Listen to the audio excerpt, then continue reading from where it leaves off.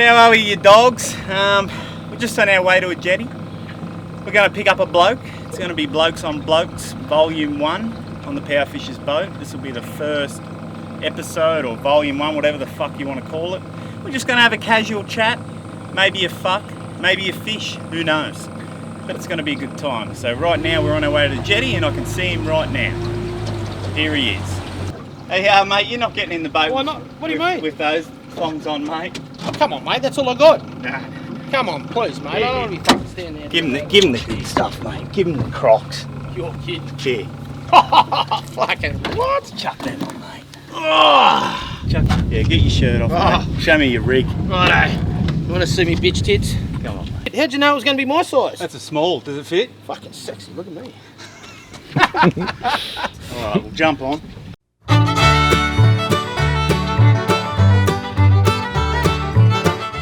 Alright, well here we are, guys. We made it. We're at a nice little spot here, out of the sun, out of the wind. At a nice little flatty hole. I've caught a few dogs before. And I thought it'd be a good place to pull up and have a chat. Basically, look, this whole Blokes on Blokes Volume 1 podcast, if that's what you want to call it, it's just a natural, non-planned, free speech, where we just sit down and we have a chat. Basically, what I want to circle around is mental health, and Brent here, Simo, has a lot of experience with that. He's had a lot of things go on in his life and he's come out the other side of that. So I thought he'd be perfect to have on here first. And basically he'll have some advice to give out that everyone who watches the video can leave and use the advice in their life experiences, if so. So look, it's just a casual chat, so let's start it. Brent, how are you? Good, mate. That's great. Thanks for having me on board, Captain... Powerfish. Powerfish. I was going to call Captain 3 Metery or... Yeah. The Powerfish. Yeah, that's me. What an honour. Yeah. Such a nice day. It is. A little bit of precipitation. Yeah. I'm feeling nice and cool. Well, first what I want to start off with is, look, I watched some of your documentaries yesterday. I got to know you a bit from the documentaries, and looking at you now to what you were back then, or not what you were, but what you were? Yeah, okay. Yeah, what you were. I thought, wow, this guy's fucking scary. I was like, this guy's, But then when I met you today, I'm like, what the hell? This guy, he was a sergeant in arms. He was an enforcer. And then I talked to you today. I'm like, this guy's, he's not fucking, no way. I can tell you to fuck off, and I'm not scared. Yeah, you know what? That's okay. It's allowed. I don't like to get on the whole ego thing of, who I was, what I could do. I mean, look, it doesn't matter who you are, you'll always meet your mark. But, I was a different person. I think back then, the biggest thing for me was not having any real value in my own person. I was carrying a lot of anger, a lot of animosity, a lot of, I guess, hatred. Yeah. And to be honest, if I put it frank, I didn't give a fuck. If you were going to hurt me or come near me, I was going to get you first. Yeah.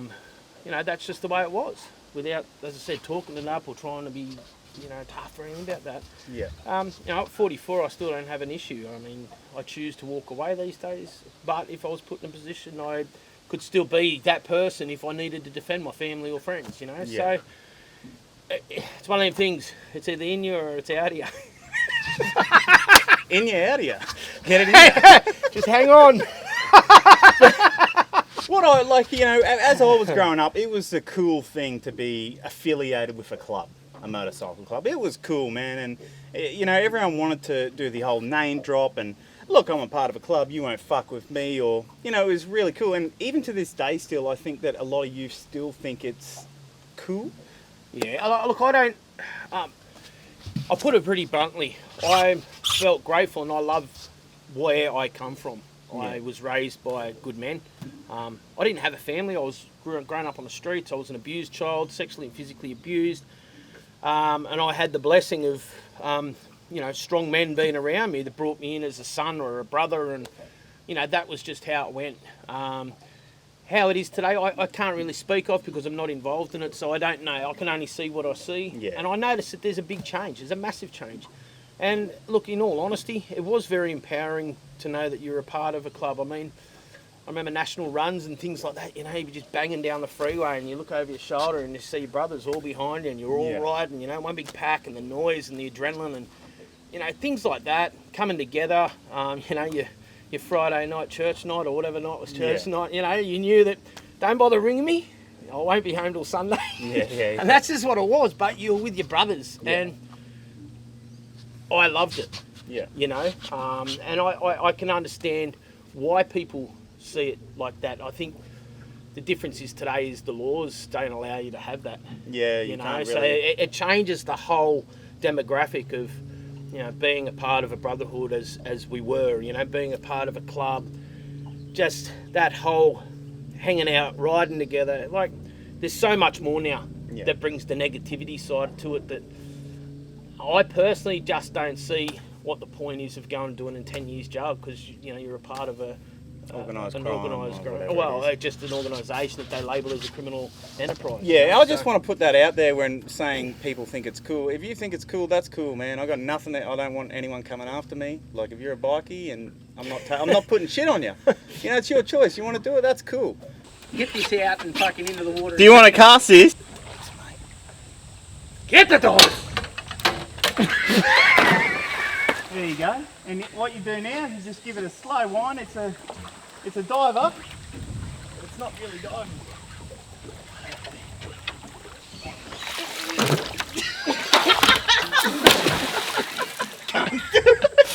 Cut me fucking hair, cunt!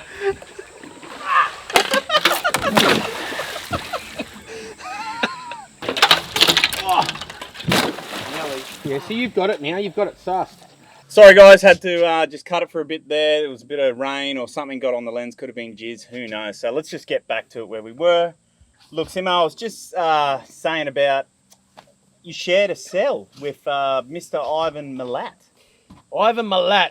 Yeah, I didn't even know who he was. So I literally, 18, straight into Long Bay, and went into what they called the reception wing, which was 7 wing at the MRP. I was obviously with, you know, a lot of fucking others that were dangerous men at that stage, but it wasn't until probably 2 days later, and I had a couple of blokes come up to me and they said, "Oh, you're so-and-so's mate, aren't you?" And I went, "Yeah, why?" And I'm thinking, fuck, what's going on here? Yeah, we're going to get you out of this cell. I said, "Why?" They said, "Do you know who you two out with?" No fucking idea. I said, "He's the backpack murderer. That's Ivan Milat. He's just been fucking brought in for killing." I went, fuck me. Yeah, and it was one night that I physically couldn't do anything. So obviously, I didn't want him to fucking see that I was fucking any nervous in any way. And he was quiet. It was weird. He wasn't like talkative, and he was fucking weird. Yeah. You know what I mean? So there was no interaction or anything like that. All I did was just fucking lay on my bed basically and go to sleep. He created a fair few bust-ups, that bloke. He wasn't very well liked, I can tell you. When he first came into jail, he was in the main, but I think as years went on, he ended up, you know, in Seagram protection or wherever he went. I just think that people really didn't like the crimes that he committed, and fuck, dead. Yeah, it's tick season. Watch out. Creeping up on me. So basically, that was in 1998 when you were in there. Was that? Yeah, well, I'm 44, so let's go back to when I'm 18. How many mathematical years is that? 64 years ago? Like early, mid-90s. Well, 90, I think it was actually 94, 95. Yeah. I really don't know. Yeah, but it's way back. Okay. Yeah. And when you were doing the old hanging out with the motorcycle club and that, you know how you kind of feel empowered and you got your boys behind you and you feel like nothing can really stop you. You know, you're unstoppable, but then there's always consequences to your actions, and you know, you actually did go inside for a numerous amount of years. Yeah, I did. And it wasn't one time, it was a couple of times. The last one was the big one. I never ever sort of did anything in the club or through the club as something, you know what I mean? I always sort of try to keep my left hand and my right hand going separate ways. Yeah. And that was for no other reason other than I just didn't want to bring the heat to the club. Yeah. I loved my club, I loved my brothers, and, you know, it was family. So, you know, shit in your own backyard sort of thing. Yeah. But when shit went to pieces, it went to pieces, and yeah, I had an inkling that it was all over, and there was a certain phone call that came through to a fucking bodgy phone, and I speak about this because it's all public knowledge now. Not that it's anything that I'm hiding or implicating anybody else. It's about me. So, the phone come up. It was a Friday, and it was the consignment company, and basically it said that customs had pulled back a shipping container. And well, at that stage, I was committed, and I had to follow through to do what had to be done, and shut the doors, so to speak, and make sure that nobody else got a knock on the door. And that's what I did. I got on a plane and I flew down to a particular place where the shipping container was held, and I still to this day swear black and blue. I did laps around this fucking joint and there was no one. It was pitch black, an industrial area out in the middle of Woot in Sydney. And, mate, within, I don't know, under a minute of me opening up the shipping container, I had fucking gorillas coming out of roofs, trees, fucking cars. They're on you. I was, mate, hog-tied up. Yeah. And a big GP and a fucking gun at my head telling me my days are over. Okay. And that was for... commercial importation. Okay. Oh. Yeah, so... I got pinched. And through this time that you had been pinched, you obviously you had a partner.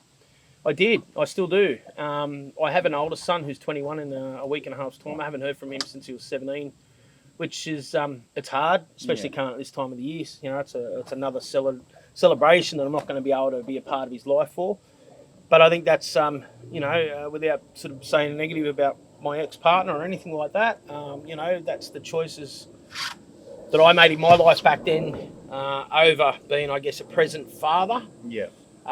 Which of later, I'm paying for now. I've tried every way I possibly can the last 5 years since, finding a better way to live my life to show him. But, he's sort of adamant that he doesn't need me in his life. And I think, his mum's helped him quietly with that choice. Yeah.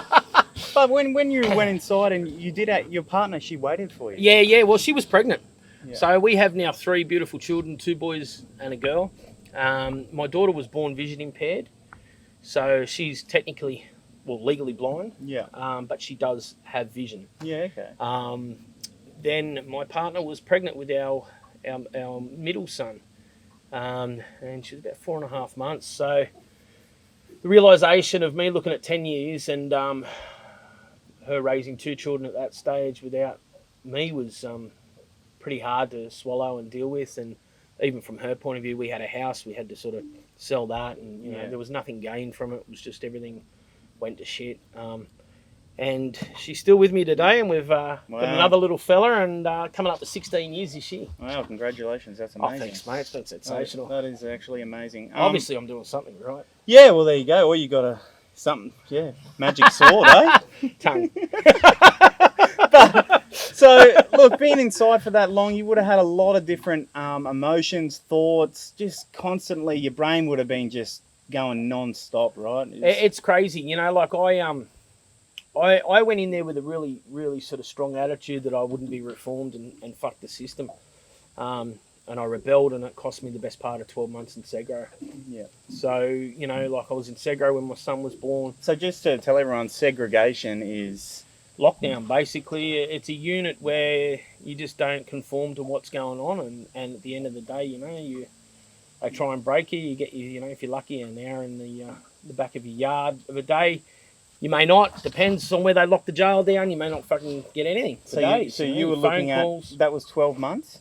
Started at 3 and then went to 6, and then I hit an officer. So it got me another 6. So that's basically being by yourself with your own thoughts 24/7. 24/7. Yeah, it is. And you don't see anybody else on the run because there's only concrete walls between you and a yard. Then you got a little bit of a mirror, and we run a string up and down and bags of whatever we take turns cooking for each other, and you yell out to each other, and that's your life.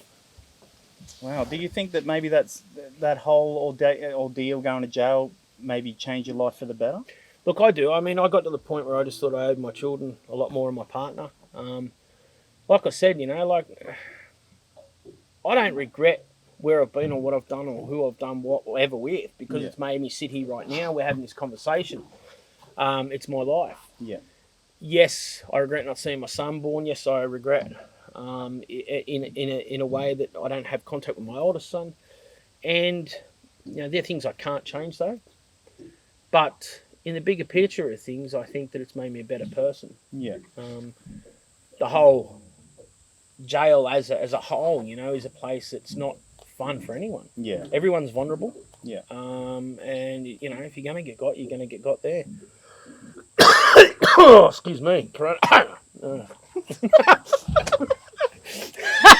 Bit of burley. So, look, basically, you've been a big, is it avid supporter? Advocate. Advocate for mental health. Hang on a sec. Let me just... Yeah, the electric's not doing There we its go. job. That's actually ridiculous. Yeah, so much for the power in the tidal movement. Minn Kota, piece of shit.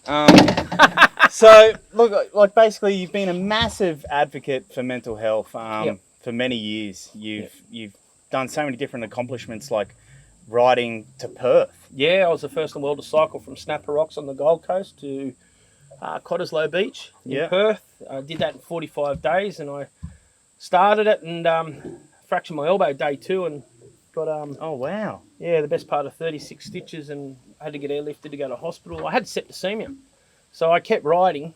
I didn't tell anyone about it because I wanted to complete this. Yeah, It was bigger picture than me. This was about so many others out there that were, you know, looking to be inspired for their own personal journeys.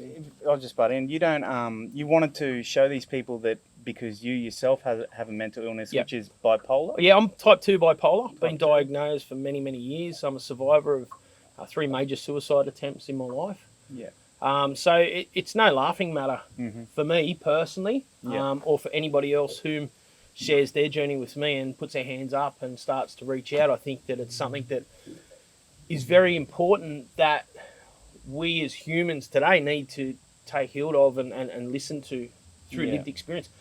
All the clinicians are great, but no one really understands what you're going through unless you've really been through it. That's right. And having that connection is very powerful between two humans to be able to open up, talk about your demons. You know, like I didn't talk about being sexually abused as a child till I was in my 30s. Man, I was a wild, angry, dangerous man that just didn't give a fuck. And anybody that tried to, I felt, harm me in any shape, I would go out of my way to destroy. You know what I mean? In the most violent way I could. And a lot of that was suppressed anger. Yeah. You know, so having that ability to now obviously serve a lot of time in jail. There was 2 men that lost their lives there to suicide. That was the turning point for me. I could have been another one of those statistics in that system. And I chose to sort of start reading and start really focusing on what I can do coming home. Yeah. Hence the ride across Australia and ride around Tassie. I did Tassie in 8 days to raise awareness for the highest suicide rate in the youth of Australia. Yeah. And you had is it an organisation? I did. I did. I started an organisation is a good word to start with. Heavy hitters, and for 4.5 years, kept that going. In that time, got national recognition as a nationally recognised charity. Yeah. And it was extremely hard. We put our heart and souls in it, my partner and I, and we had a massive support network of people, all, you know, sharing similar journeys. Yeah. We created platforms that were available for thousands and thousands of people that at any hour of any time of the day they could jump on there and ask for help. Yeah. And this was free. This was just purely built from, people with lived experience. Then you started funding this yourself. Absolutely. I went bankrupt over it. Yeah. Yeah. Excuse me. Yeah. So it was a real bittersweet to have to publicly stand up and announce that I could no longer carry it on my own. Yeah. Yeah, that would have difficult, very difficult. I think that this day and age, I still don't know if it's improved or not, but I've looked up the statistics of mental health suicide, especially male and female, and it's evil. It really is. But I think the one thing we got to remember too is just because someone chooses to take their life doesn't mean to say they had a mental illness or were mentally, ill in any way, shape, or form. Yeah. You know, you get Mr. and Mrs. Jones. They have a breakup. Mr. Jones can't see his kids. Been the happiest football coach, great guy, never seen him down, community guy. just cannot deal with the emotion of what's going on, chose to take his life. Yeah. He wasn't mentally ill. Yeah, that's correct. That's a different way to look at it. Do you know what I mean? Yeah, so no, when we look at statistics, I think that we've got to realise that there is a different balance between the two. Mental illness definitely has a massive swaying in reference to the amount of people that take their lives. Yeah. But suicide in general is something that anybody can be pushed to the brink and make that choice. Yeah. All right. You're a fighter as well. I do. I'm a fucking fighter. You do a bit of fighting. I fight. No, but you do a bit I of. do. Muay Thai. How do you pronounce that? It's not Muay Thai. It's Mew. Muay. Oh, Muay. Muay. Okay, Muay. Muay Thai. Muay Thai. All right. You like? So you've had a I've had a few fights. massages. A lot of push and shoves, rubber tugs. So you've done a fair few fights. Yeah, I have. I'm a super heavyweight fighter, and I've never been. And I say never because it hasn't happened. I've never been knocked out or dropped. Yeah. I've lost and I've won, and I've had some fucking good fights. Yeah, yeah. And unfortunately, I always seem to be the smallest bloke in the ring, and Yeah, I'm not right. small. Wow. Yeah, so I weigh in around about 125 on a fight to 128. Yeah. Okay. And generally blokes around about 142. So that's 130, would you 38. call it a hobby or a passion? Look, for me, it's an out. It's a release. A release, and that's what I'm thinking. You know, like You want to come do some rounds? not with you, but No, look, I'll hold for you. I'll put you through it. We'll get that big sock swinging. But like, you know, do you think? Obviously, these things would definitely help with the mental side. You know, if you're going through a bit of stuff. 100%. Look, and you know, there's some fantastic support now, especially within the Muay Thai family and community for people struggling. Yeah. Suicide prevention. Start that line again. These planes are hectic for me. Come on. Is it picking it up that much? So hectic.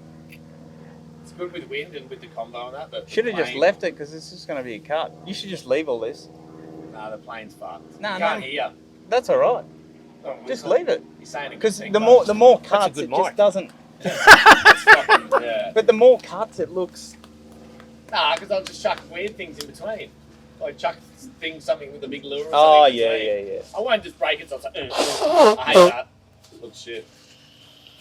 Alright, how about the Muay Thai?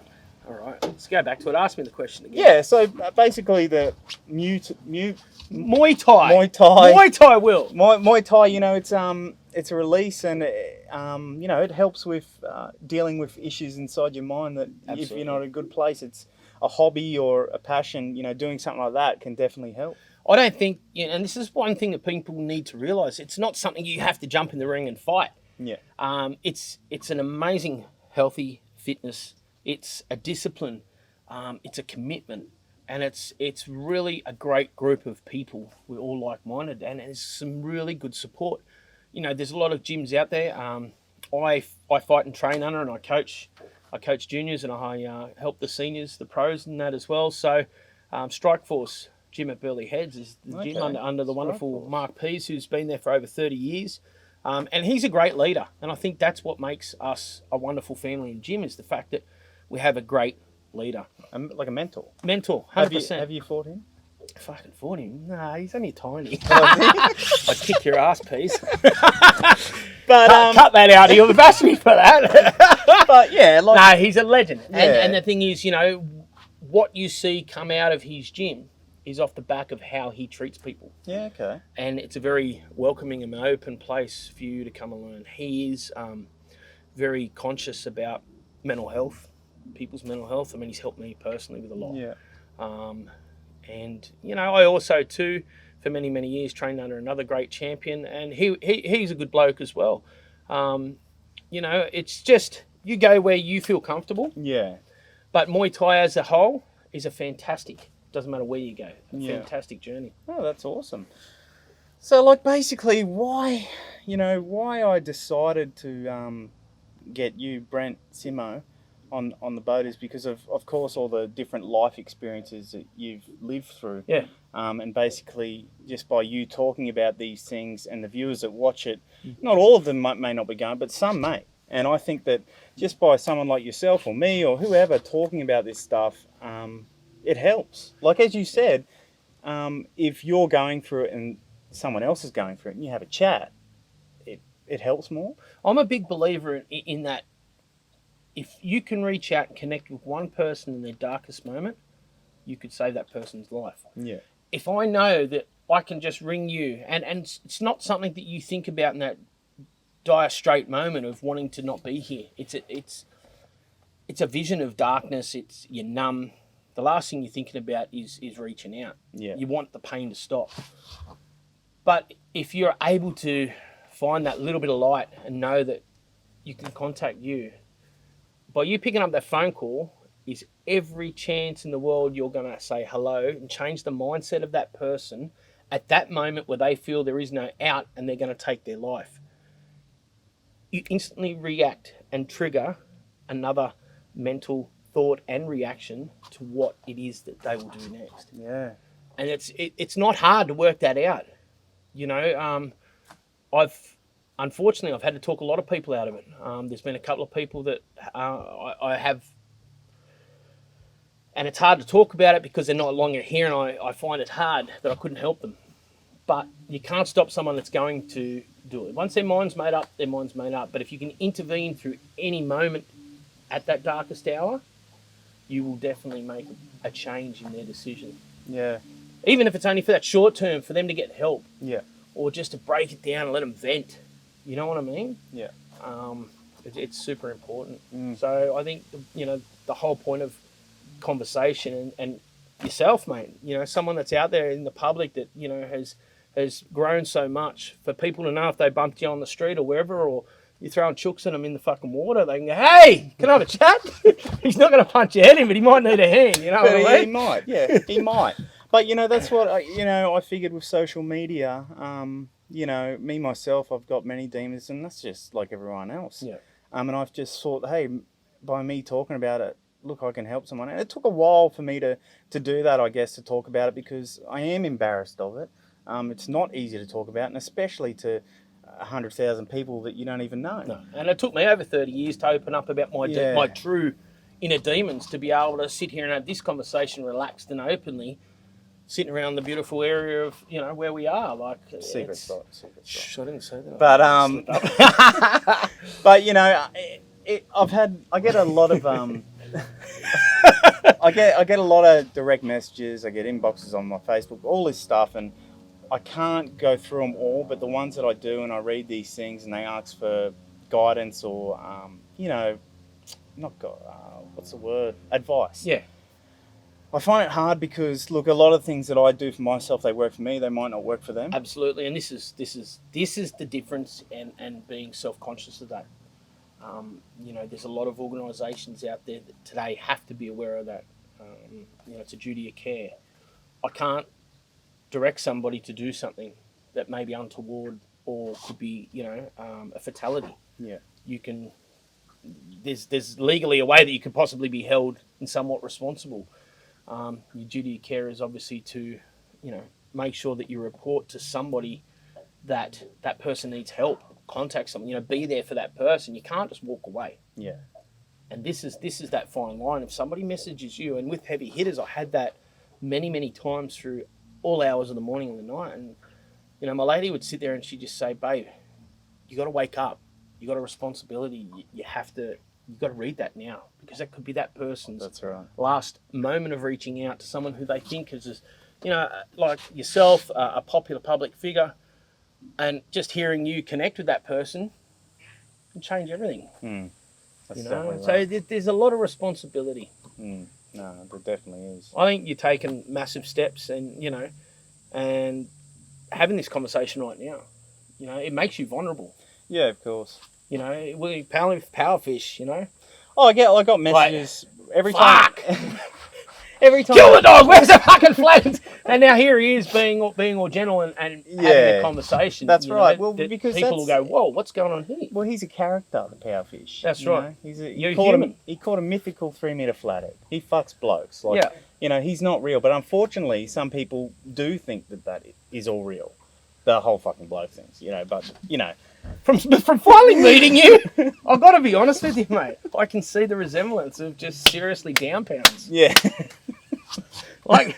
And you're always happy when I mention the word. Yeah, it makes me smile. But that's good for you. Yeah, well, that's right. This is what keeps you going. Yeah, that's exactly right. It doesn't work for everyone, though. No, well, that's it. So... But I just find it, okay, if I do a post and I tell someone, hey, reach out for help, blah, blah, I'll get some messages that come through off people and they say, hey, this is POWERFISH, not depression POWERFISH. Like, stop posting it. And it's like, come on, man. Like, I think you're going to find, though, a lot of people out there would be watching your humour and taking on what you're doing and getting that lift and that laugh out of it, whereas it is fucking funny and it can change someone's day. Look, I used to try and be inspirational in what I was doing, and I would record my training and everything I was doing leading up to the ride across Australia and bringing people with me on the journey. And there were times there where, mate, I was living the truth. If I was having a shit day, I'd talk about it. And I too would have these, come on, man, pick up, I'm already depressed. I want to fucking feel depressed. Keep inspiring, keep lifting. But you're human. Yeah. And I think moments like this of you making yourself vulnerable is not a negative. It's something that's very powerful. Yeah. And I really feel that, people will connect, and it makes it organic, the fact that you're able to talk about it. Yeah. I think so too, And that's what life's about. It's all good. It's all good being, an influencer, and if I can use that fucking word. Pout. No. Yeah. But, use it in a way that actually is going to be great for what you're great at. Yeah. Because it's an art, but then use it for something that, like you're doing in helping others. Yeah.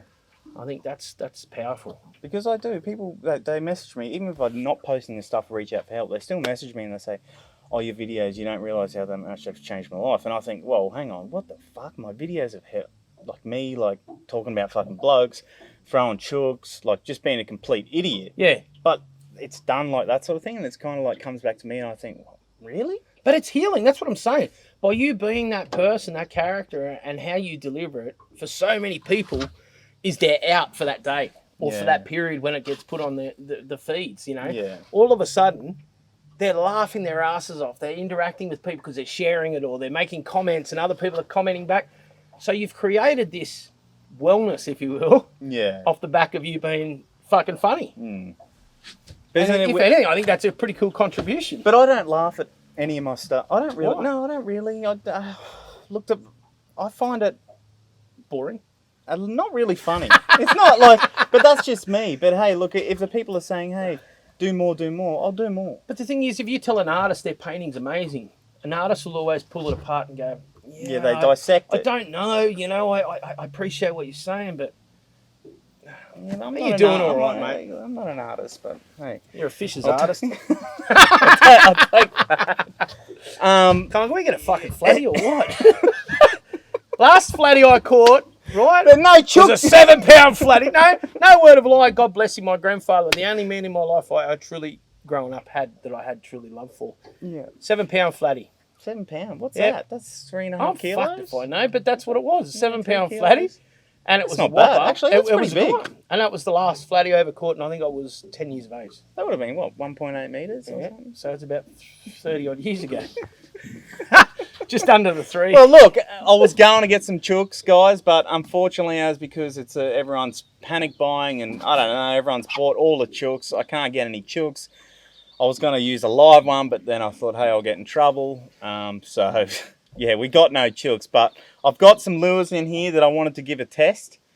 There's some big ones and there's some big ones. And we're going to give them a cast a bit later on. But if you are still watching, thank you. I appreciate you hanging around, watching me and listening to what us and we or who or where are talking about. Because just a couple of blokes, really, over the yarn. And that's all it's about, It's just laid back chat and I enjoy it.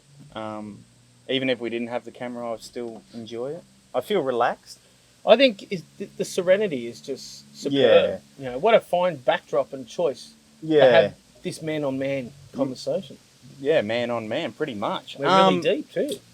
Basically, you grew up, not an orphanage, foster care. Yeah, I did. I was taken out of my father's care at the age of 9, turning 10, back then.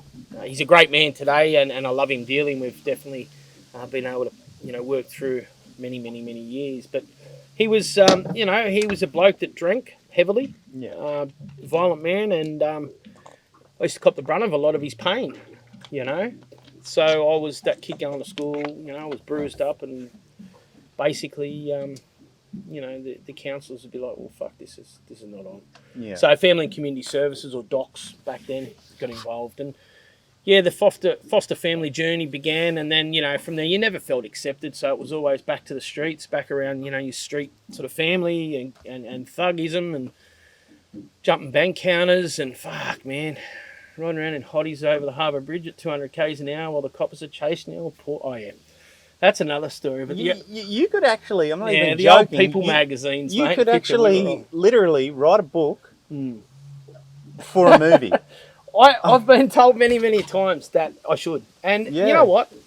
In time, there's definitely something there that I'd like to do. I'm not a good reader, as in I find it hard to sit down and focus and write. So I don't know how I'd be able to sit, relax and write. Yeah.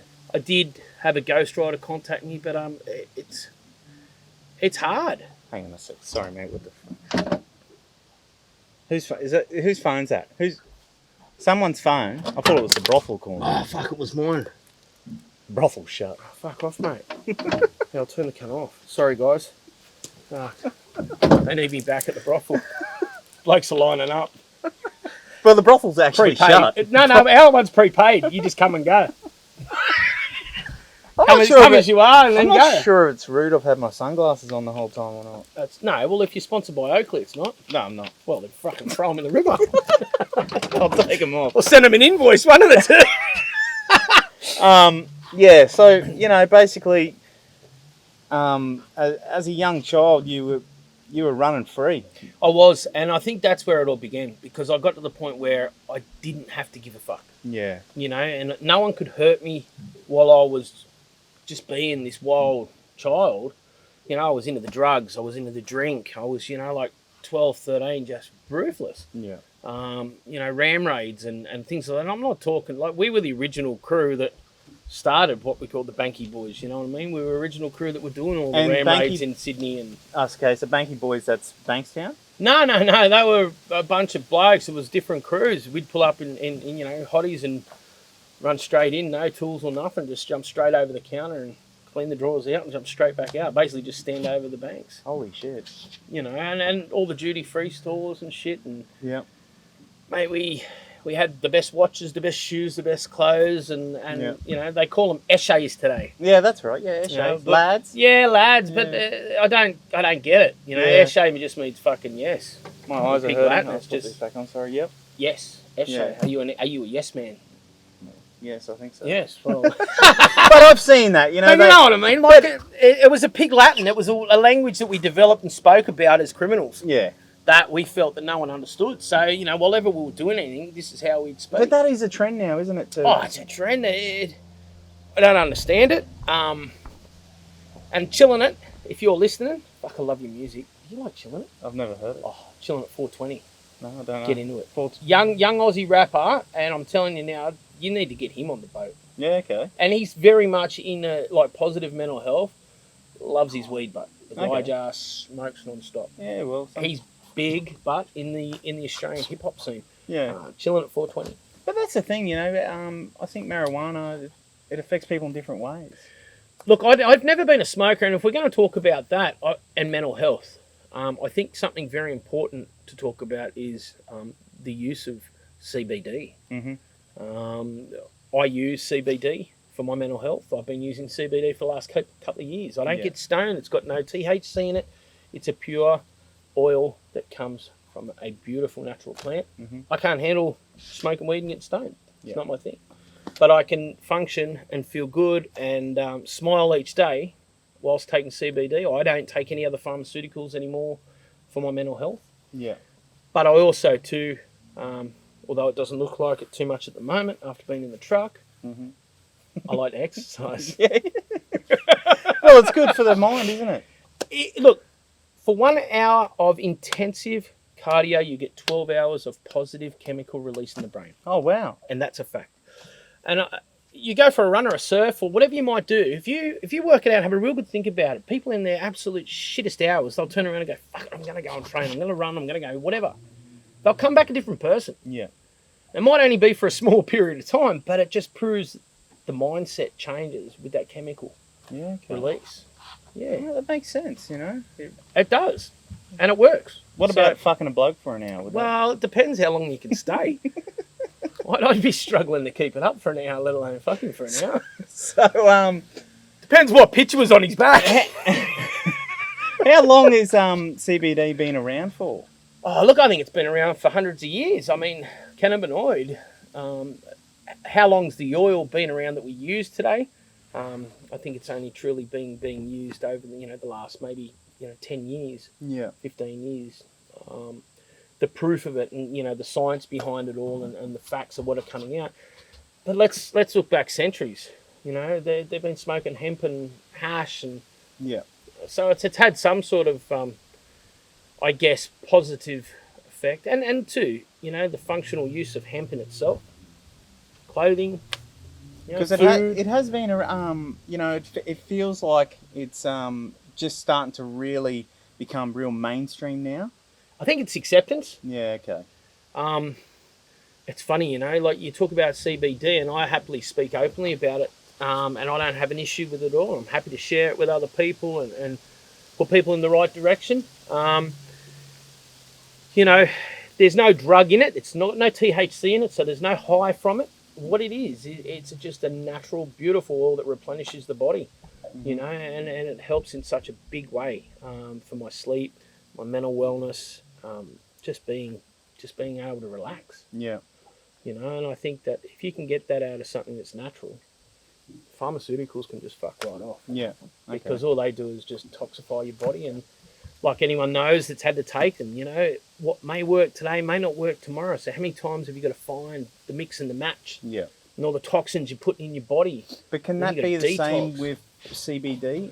I don't believe so. And as I said, I'm not a professional, so I can't speak as a professional. But what I will say is from my own lived experience of it, I've had no negative. Mm-hmm. No negative. The only probably is negative when I run out of it. Yeah. Okay. All right. Yeah. What else was I going to fucking say? I had something else right there, and it's just vanished. Just vanished. It's like a bubble of pop. I think, so, look, I often do push Lifeline a lot. Yep. They got they're trialling the text line. It's from 6 till 12 at night. Then they also have the normal phone service one. What are your thoughts on those guys? Look, I think Lifeline's had a massive impact in the mental health space. I think Lifeline, is our predominant, most active 24-hour helpline. And guys, seriously, use it. That's what it's there for. I guess like anything in life, people will tell you that they have tried it and they didn't get the response that they wanted and they found something better elsewhere. We're all going to have our own opinion. Yeah. But as a general consensus of using the actual Lifeline line and getting help, fucking use it. Yeah. Really reach out. And, there are good people behind Lifeline that are genuinely there to help. Mm. There's other organisations out there that I personally feel aren't really there for the right reasons. Yeah. They're just there to tick the boxes. Mm-hmm. But yeah, that's another story, and I'm not here to write anyone off. Yeah, for sure. Well, I am. No, I'm not. Fuck yeah! Yeah, so, because, look, I find that I've been a user of it. I've used it, you know. Did it help me? Yeah, sure. It did. I just think that, I get some messages where I say, look, I put it out there, hey, talk to someone. Just to anyone, just fuck. And then they send back to me, I don't have anyone to talk to. I don't have any family, I don't have any friends, and I don't want to call Lifeline. What do I do? Yep. What do I tell them to do? Well, this is the other side of it, and this is the duty of care that we spoke about earlier. It's a very fine line. Were you the last phone call that person made before they took their life? Mm.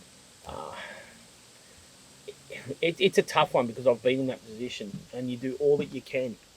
You're not a clinician, so therefore, you really can't direct in a professional manner. Yeah. But what you can do is try and just be the best you can be at that time and be the ear. If it's out of your league and you can't feel that you can give anymore, the next best is say, hey, listen, you've got to contact, Lifeline, Salvos, or somebody out there that is willing to actually make that connection with professionals, that has the ability to do that. You could if you went through your phone on your phone book, but that's not what your job's about. Being the person to listen. You've done your job. It's then got to go to a professional. Yeah, and that's the thing. Like, I received a message the other night of a young bloke, and he said that he's really struggling. He's at the end.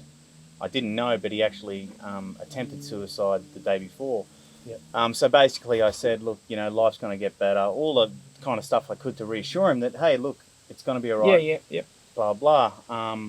Then I just thought, what? I don't even know. I'm just going to give him my phone number. I don't do that much because I don't want my personal number being out there. But I gave it to him. I said, look, if you ever feel like it, give me a ring or give me a text. Basically, the next day, his partner or ex-partner had been on his Facebook and read the message. Yeah. Seen my number and then messaged me saying, oh, he's back in hospital. He tried doing it again. Yeah.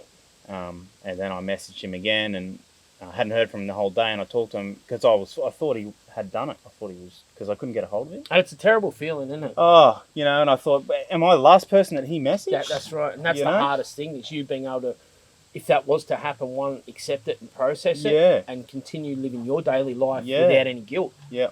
That's a real hard thing. Yeah. A couple of times I really struggled with that, because as being a survivor of attempts in my own life, they're trigger points. Yeah. For my own mental wellness, you know what I mean? Then you start to question your own person, like, shit, was it my fault? Could I have done something else? Yeah. Like I said earlier, if a person's mind's made up and that's what they're going to do, you can only be there to help, support, and listen. Yeah. Outside of that, if that person walks away or hangs up that phone and makes that decision, that's not on you. Yeah. That's a good way of looking at it too, I think, So he's messaged me and I messaged him back, and I just once again reassure him. I haven't heard from him again, but I'm hoping that everything's going all right with him. And well, if he's watching, mate, stay strong, buddy. I won't say your name, but it's going to get better. I know it doesn't feel like it, but it will. And it does. Look, I mean, far out. I don't know how many times I sit there and just go, fuck, what more can I do? How much more positive can I be? But yet, you feel like you're constantly getting kicked. Yeah. At that time, it doesn't seem like there's going to be an out, but there is, and there will be. It's not always easy. Yeah. And sometimes it's a very, very tough battle, to the point where you will hit rock bottom before you start to come back up. Yeah. And it's when I found when in my youth and having really bad panic disorder and anxiety, and having to avoid to do different things because it would bring it on, and have to lie to my friends, or make up excuses I couldn't do things because I was doing this, but really I was afraid because the fear of the panic disorder and whatnot was controlling my life, and still does to this day. But trying to explain to someone, especially in your youth, when you try and explain, hey man, I don't feel well, they don't understand. As you said, like no one understands unless they've really had it. I think the thing too, let's talk about back in the youth. You just didn't have the conversation, did you? Because you didn't want to look weak. You didn't want to look like you were, fucking different to anybody else. You didn't want anyone really knowing you're in a person. Yeah. It was this facade that we all carried, and so many people out there would be the same. It's only years later, like right now, in the last probably 10 years, where we've really accepted how many people's lives we've lost, what actually is happening in the world, what is mental health, what is depression, what is bipolar, what is panic disorder, OCD, and all these other things that contribute to someone's wellness. Yeah. How do we then start to help someone to live a better life? Yeah. And that's the thing. I live with mental illness, but my life's a lot better than what it was many years ago. But you've got to actually make the choices and conscious choices to try and better yourself too. You can't just rely on constantly messaging someone for a phone call.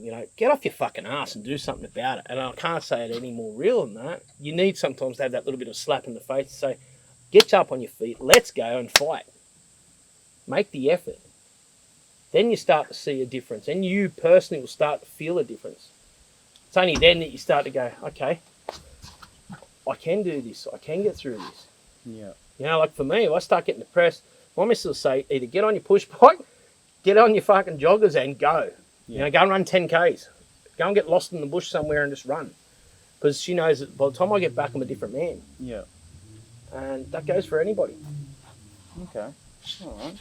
Well, I think this chat's been pretty good. You know, I think it was never planned. I had some points I wanted to bring up, and I think that I bring up a lot of points. I think you could talk about mental health for eternity. Absolutely. There's so many, it just keeps going. Is that wind fucking us up? That's good. No. So basically, I didn't want to be the one for this podcast, Blokes on Blokes, talking too much. I wanted you to have your say, more of a, because I think that you do have a lot of advice to give to people. So I think the biggest thing is people realising you're not alone. yeah, okay. And that's it. Put your hand up. You're not alone, and you don't have to be alone. So, in your darkest moment, reach out. Do you want to just say anything? To have a chat? No, I'm pretty cool. I think you've done an amazing job, actually. I think you've pulled everything out that's got value to a listener. That's good.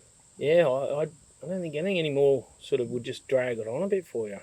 Yeah, you don't want to say hello to anyone? Maybe Fuck give a wave? 'em. Give a wave to Hey, someone. look who I'm with! Give a wave to someone. I don't know. Who do you want to say? Who do I? I don't know. I've never been that person to sort of. I'm pretty humble when it comes to meeting people and hanging out with people. And No, but anyone that, hey. well, How you fucking going? everyone I know loves your fucking shit. No, but hey, All right, it's me. Say hello. should I go from your phone and find people that I really like? No, but, I don't know. Isn't what they do on podcasts? Hey. Actually, can I say a shout out to my son? Yeah, you go. Because if he sees this might be my only way to actually wish him happy birthday on the 30th. Yeah, go for it. Yeah? Yeah. Let me just take a breath on that one. Now you got me in the heart. Fucking just make sure you cut this shit out. All right, well, thank you very much for having me on your boat. And I just, if I can, just want to say a big shout out to my oldest boy, Brent Simpson. I haven't seen him since he's 17. On the 30th of this month, he will be 21 years of age. Son, love ya. It'd be lovely to have a knock on the door or a message. Phone number's still the same. From your brothers, your sister, your stepmom or myself. Happy 21st. We love ya. Knock on the door, man. Door's always open. Fantastic. Fucking fantastic. Yeah. Well, it's been a great time. Thanks, everyone. I appreciate it. I'm sorry there wasn't much happening with chooks or people, because... I think we're about to get pissed on, bro. Yeah, there's a bit of rain coming, but... Wow. Look, guys, I just want to say a big thank you for everyone that watches the videos, buys the merch, just has a good time because you've allowed me to do something like this, and I want to keep this thing ongoing and keep, circling around many different avenues of mental health or, other avenues as well. I don't even know what I'm saying, but I just want to thank Brent.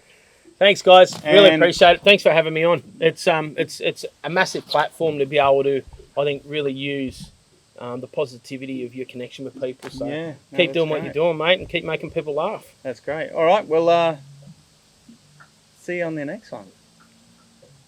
Now, fuck off.